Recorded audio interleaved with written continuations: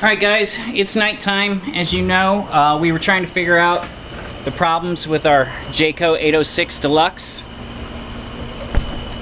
The left brake light was wired to the 1979 wiring diagram, whereas the right tail light was wired to the 1992 wiring diagram, and it was insane. The way this whole trailer was rigged up was completely insane.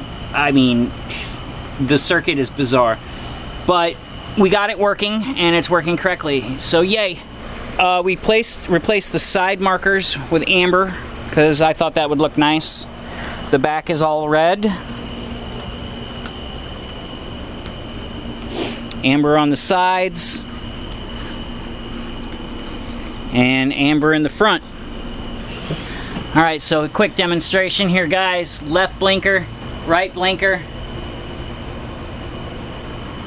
Brake light. Excellent.